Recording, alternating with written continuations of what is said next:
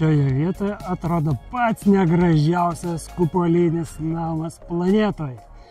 Tačiau čia yra statybų procesas ir neišvengiamai būna ir tokių vaizdų. Štai čia detalės, štai čia detalės ir štai čia detalės. Jos buvo visos, va čia buvo siena, o mes ją išardėm. O kam tą padarėm? O todėl, kad štai čia yra pamatėlis paruoštas tam, kad būtų tokia didelė apvali arka. Ta arka stovi čia. Mes ją surinkom, suformavom kupolo viduje, čionais ant grindų ir mes ją pasistatėm tam, kad išpjauti teisingos formos kiaurinę ir jinai dabar nepriklijuota, nieko, tiesiog imsim ir stumsim į lauką iki pat va to kampo. Čia va šitie mediniai tašeliai, būtent medinio vitrininio didelio lango įmontavimui. Buvo langininkai atvažiavę. Suplanavom, kaip bus tvirtinama viskas, tai viskas suderinta, tašai sudėta, viskas tvarkinga. Ir va šita va arka bus išsikišusi į lauką ir tada antresolė, kai bus antras aukštas, tai klientas galės viršui būdamas matyti tą vandens telkinį, kuris yra matomas čia. Tai va, čia yra gražus vaizdas, gervių daug, gandrų, gulbių, ančių ir panašiai. Tai va toks mūsų procesas dabar vyksta. Galima apeiti iš čia pasižiūrėti. Va taip. Va taip atrodo visa mūsų situacija.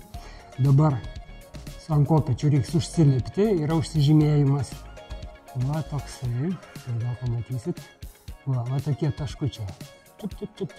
Ir viskas va tenais tolumoje yra parodyta, užsibrėžta. Todėl labai svarbu teisingai pasistatyti šitą arką.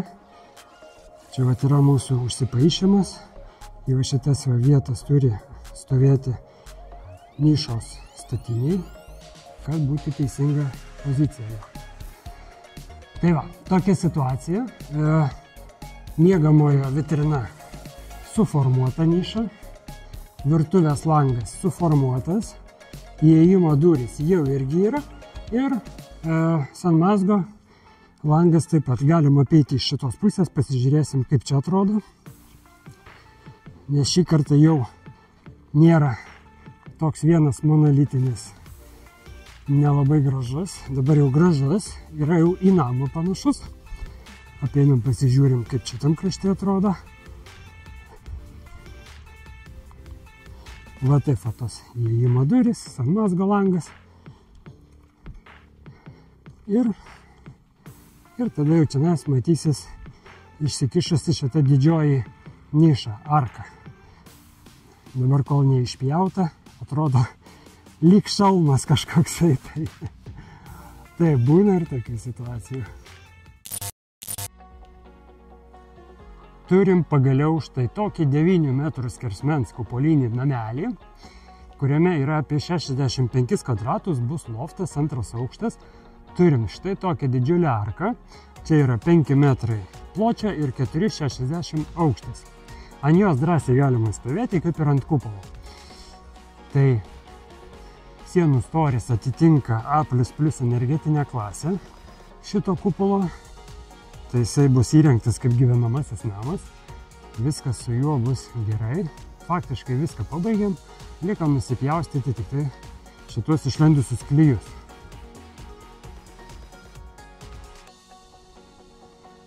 Viduj vaizdas atrodo toksai. Toksai kamštis viršų įdėtas. Yra durys, čia pridengta, tik iš kitos pusės matosi iš lauko. Langas sanmazgė, miegamojo vitrina, virtuvės langas ir šita vitrina didžiulė, kuri yra nukreipta į labai gražų vaizdą, į vandens telkinį. Čia kol statėm Tai čia buvo ir gulbių, ir ančių, ir gervių, juodų, baltų gervių. Taip, apeinam aplinkui, pasižiūrėsim, kaip dar atrodo. Tai pirmą savaitę užtrukom 3 dienas, kol buvo suformuotas pats kupolinis namas, o per sekančias 4 dienas sudėtos visos nišos, nupjaustyti išlindę klijai, nušlifuota, kad visi šitie mikrolūžiai būtų kuo glotnesni. Va, čia standartiškai dėsis paprastos durys, paprasti langai. Langai ir durys bus mediniais rėmais ir stiklo paketai, kaip priklauso gyvenamajam namui.